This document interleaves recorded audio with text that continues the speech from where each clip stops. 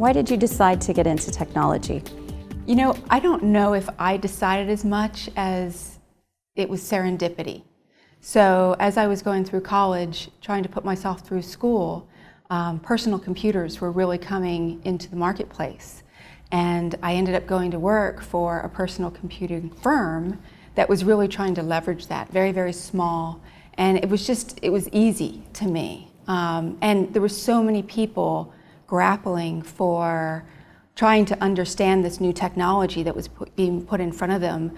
And I had a natural aptitude for making it easy for people to understand it.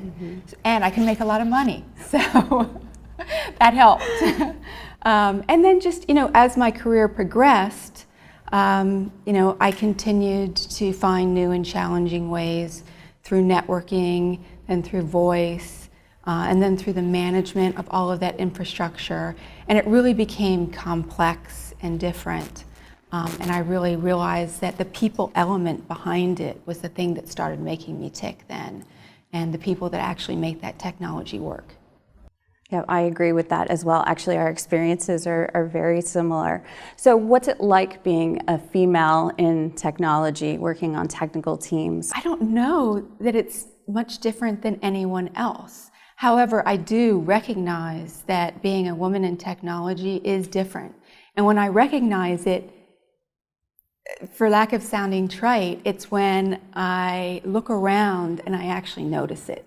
Yes. You're the only woman in the room. Yeah. Yes. In a lot of ways, I don't think about it.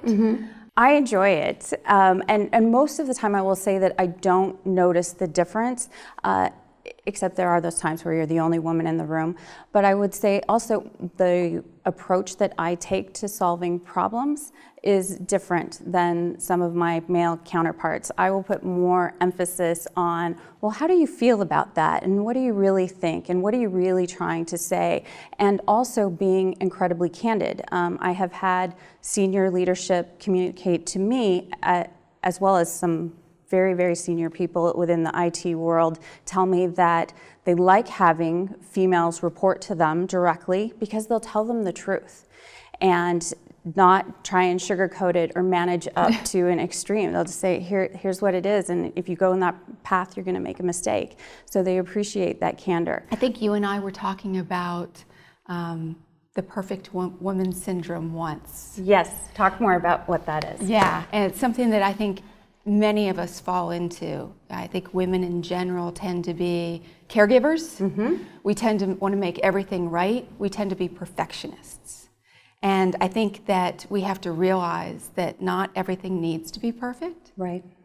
And that you don't have to give 100% to everything you do, and understanding what the difference is. Absolutely. And also not being afraid to lean in. So I feel personal responsibility for making sure that I am helping coach and mentor, particularly females within Insight. And it's interesting, there's definitely a common theme of lacking confidence. I mean, I think as females, we tend to get in our own way of our career progression, whereas a woman will often ask, well, why would they hire me for that role? Men will say, well, why not? Why wouldn't they hire me? And so there's definitely, it's a stereotype, and not in all cases, but often a confidence difference. And so I think it's emotionally getting out of our own way and just going for it. Yeah, and we talked about women in technology, and technology takes on a lot of different elements. You can be in technology and be in marketing. You can be in technology and be in finance. Or there's the technology, the actual engineering work. And I think there's a difference, and you just need to find where you fit in best. As I mentioned before, you know, I came up technology oriented, but as the technology got more and more specific, I realized that it was really the human element in leading teams that's where I could best use my skills. Absolutely. I have had the same experience, and in fact, the role that I'm in now, that is more true than it ever has been. I have people on my team who are absolutely subject matter experts on a national level on what they do, incredibly technical, and I'm so inspired to have the opportunity to work with them every day.